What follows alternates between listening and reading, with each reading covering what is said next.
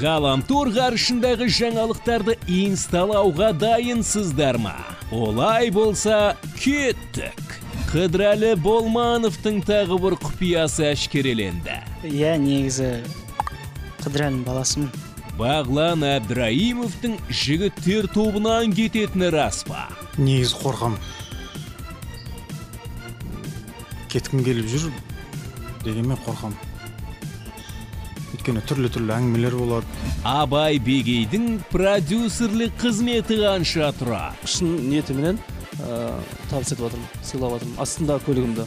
Мен Айбектен ештеңе сұраған жоқпын. Бірақ енді беріп тұрған сыйлық болғаннан кейін мен кері қайтармайын дедім. Асыл тобы бүлдіршіндерді өнерге баулып жүр. Ана жанақ сүтінді Қуандық Рахым мен Гаухар Сардарбектің махаббаты жайлы қауесет қаншалықты рас? Әрине болды, бірақ енді оны үлкен көрсетіп махаббат деп айтуға келмейтін шығар. Кішігірім бір өтпелі сезім шығар деп ойлаймын.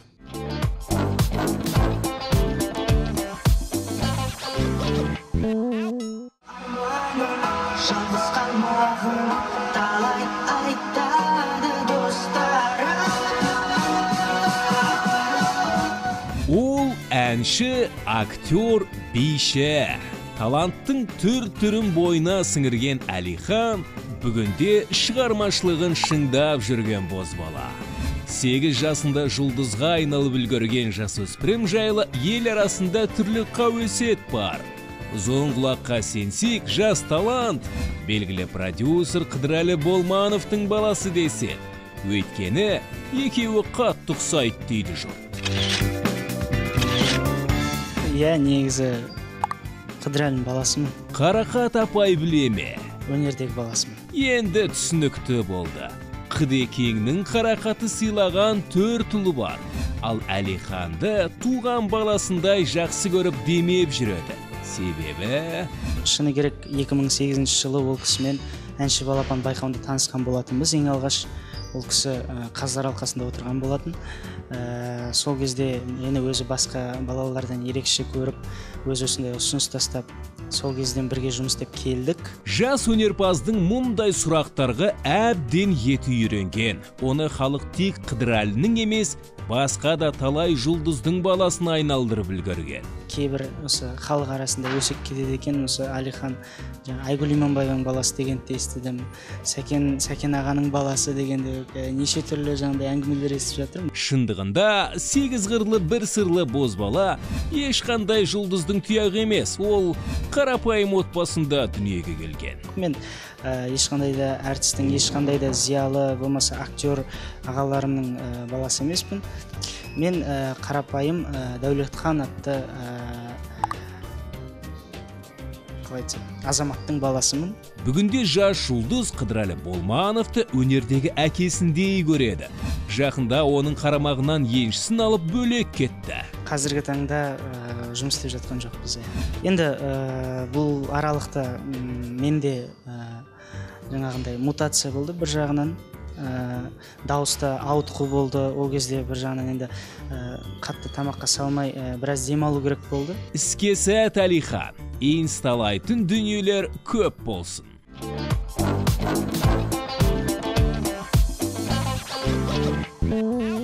Міне сұмдық жігіттер квартеті тарағалы жатыр. Бұл жай ғана қауесеттерсіз. Ендеше мынаны қараңыз.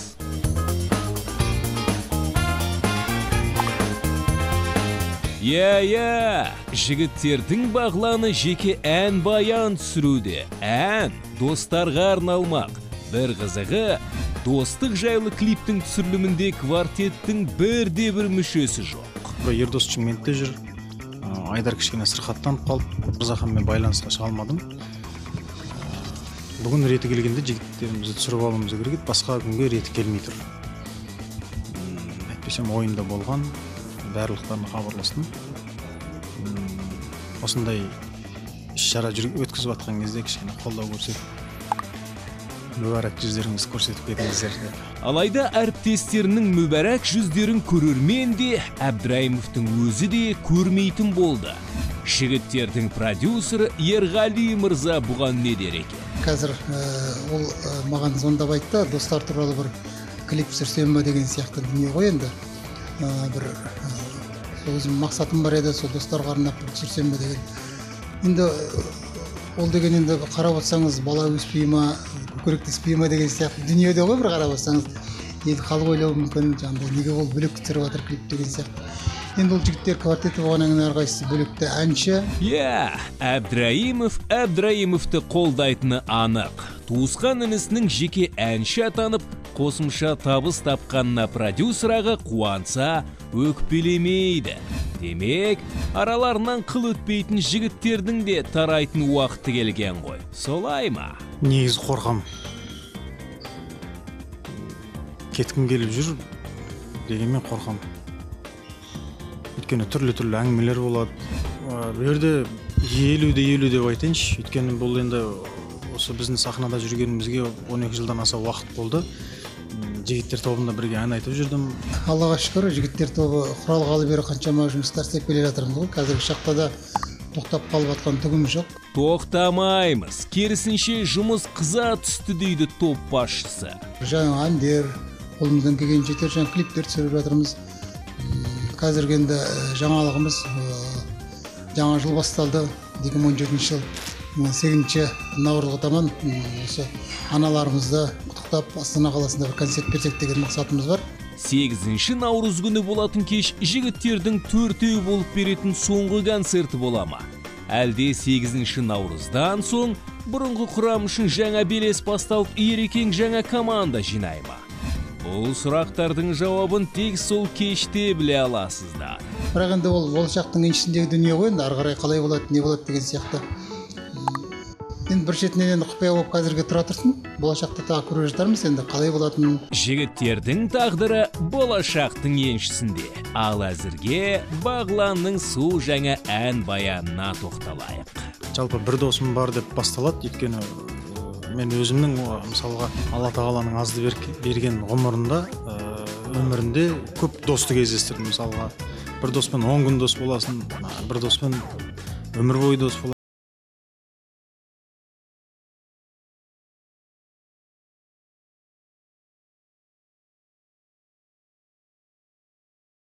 Сондай досқа жігіттердің мүшесі талай рет тап болыпты. Ауылың балалар телефон.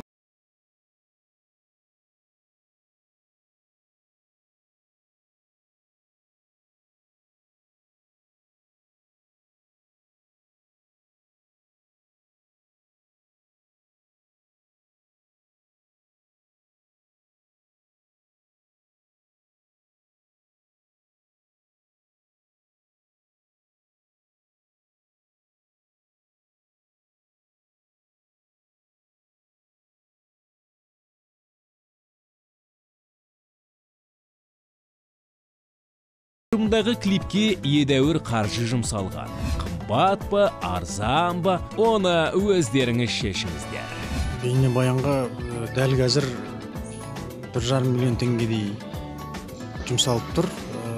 Әлі тағы да біраз шығын шығады деген тағы жоспарлар бар. Кішкене дайындалу керек болып тұр ондай қаражат жағынан. Жаңа бас аяғы білмеймін, мен ойлап тұрмын бір 2,5 миллионға барса мен үшін жеткілікті болып тұр, енді ары қарай ауыр болатын шығар. Топ тағдыры немен шешілетінін білу үшін 8-ші наурыз күнгі концертті асыға күтеміз. Ал Бағланның жаңа ән баянына квартет мүшелері түсе ме? Сол күй әріптестеріне көмекке келмей қоя ма? Оны уақыт көрсетеді.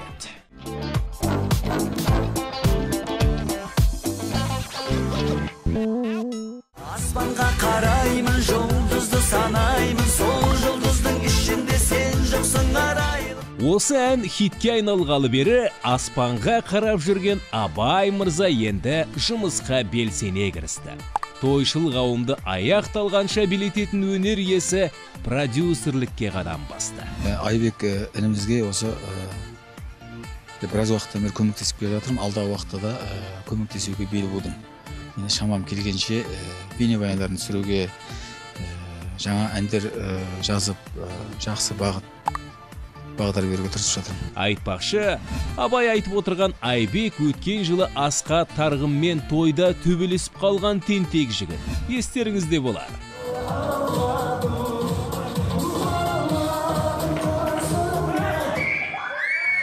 Осылай бір топ тоймен ағасымен арпалысқан асаба екінші тоймен ағасының қарамағына кірді. Абай ағамыз енді продюсер болғанда осы ақыр көмектесіп жүр ғой енді. Көмектесіп жүргеннен кейін Абай ағамызбен айттық, өзіміз келісіп отырып, Абай аға сен ақыр көмектесіп жатсыз ғой, маған көмектесіп жатсыз, сіздің атыңызда осы бізбен бірге жүрсін да продюсер болсын деп ұсыныс тастадық өзіміз өзара. Содан кейін барып жарайды енді көрейік, жұмысын көрейік қалай болатын деп, шаман басталған жоқ қой деп осылай жалғасып кетті жұмысы. Асабалықтан әншілікке ауысуды армандап жүрген Айбек өзінің жаңа продюсеріне астындағы темір тұлпарын тарту етті. Абай мырзады жомарт жігіттің қолын кері қайтармаған.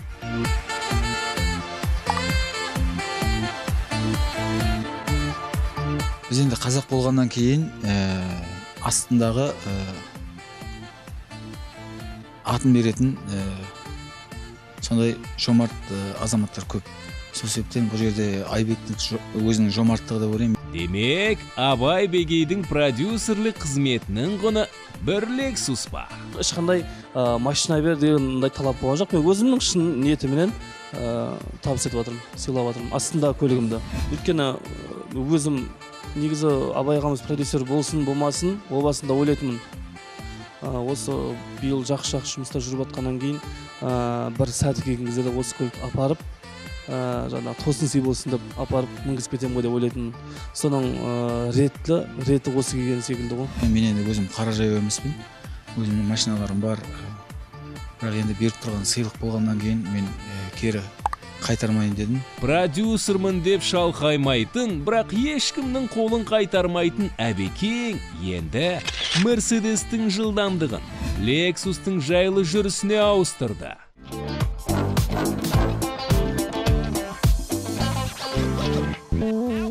Ұстаздық еткен жалықпас үйретуден балаға. Асыл тобының арулары бүгін қалалық балабақшалардың біріне арнайы келді.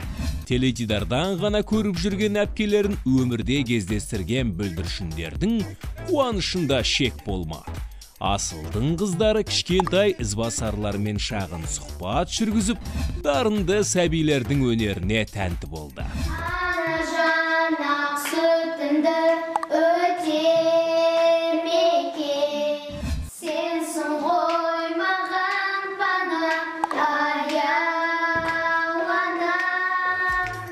Ұстаздық білімі бар әншілер мұндағы мұғалімдердің жұмысын жоғары бағалады.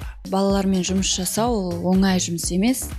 Әрқайсымыз да осыған дейін мысалға музыкалық мектеп, музыкалық колледж, консерваторияны аяқтап дипломымызды алдық. Негізгі мамандығымыз біздің мұғалім. Мен айтар едім, өз басым үлкен адамдарға дәріс бергеннен көрі, үлкен дегенде жаңағы жасөспірім дейміз ғой. Жасөспірімдерге қарағанда кішкентай балаларға сабақ беру ол қиынырақ. Оның сен көңіл күйін таба білуің керексің, аулай білуің керексің, сабағың сенің қызықты өту керек, сен оны жалықтырып алмауың керексің деген сияқты. Кішкентай бала олар әрбір үйдің еркесі. Сен оны жалықтырып жерсең, ол сені тыңдамай қояды. Болды. Ары қарай сен не айттың, сен қанша білесің, ол қызық емес. Бүлдіршіндермен өткізген уақыт балалық шаққа саяхат дейді Асылдың қыздары. Себебі әрбір осы жерде отырған баладан өзіміздің кезіндегі басымыздан өткен қиыншылықтар болсын, сабаққа деген қызығушылығын кей кезде шектен тыс артып кетеді, кей кезде керісінше болмай қалады деген сияқты. Сондай жағынан болсын, әрбір баладан біз өзімізді көре алдық. Сәбилердің арасында Асыл тобын сүйіп тыңдайтын жанкүйерлер көп. Жұлдыздар кішкентай тыңдарманын назарсыз қалдырмады. Саған естелікке мен мындай жүзігімді білезігімді салайын. Рахмет. Осында үлкен белестерге жетіп, өзің ұнайтын тәтең сияқты болып бірдей. Жаным, ау жаным. Бұл балалардың арасында біздің жанкүйеріміз, біздің бізді жақсы көретін, ерекше жақсы көретін қызымыз бар екен, Данель атты. Әрине, ол біз үшін үлкен қуаныш қой. Бізге қарап бой түзейді кішкентайлар. Сондықтан да әрине ол қызға біз тек қана жақсылық тілейміз, және өзімнің атынан бір кішкентай бұйымымды естелік қып сыйладым. Бұл кездесу жұлдыздар үшін де, балақайлар үшін де өте әсерлі өтті. Сондықтан да болар бізге аса анау айтқандай қиынға соққан жоқ. Себебі балалардың өздері де бізге деген ынтамен өздерін бізді тыңдап, жаңағыдай қызығушылықтарын танытты.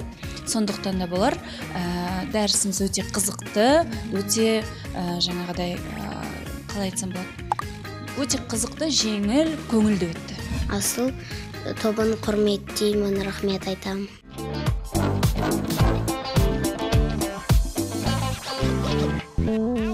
15 жыл бұрын Мейрамбек, 12 жыл бұрын жігіттер, 10 жыл бұрын Қайрат, күні кеше Төреғали нәзік жүректердің патшалары болады. Енді міне таққа жаңа жігіт отырды. Оның есімі Қуандық Рахым. Алайда, сен менікі боласың қалайда. Қыз ғыршынға қалайда мендік боласың дейтін Қуандық ел арасындағы сыпсың сөзге қалып үлгерді. Әңгіме мына ән туралы. Сері жігіт болшы абай, сенделерді көргем талай. Қарағанды облысынан арман қуып келген жас әнші бұл туындыны Гаухар Сардарбекпен орындады.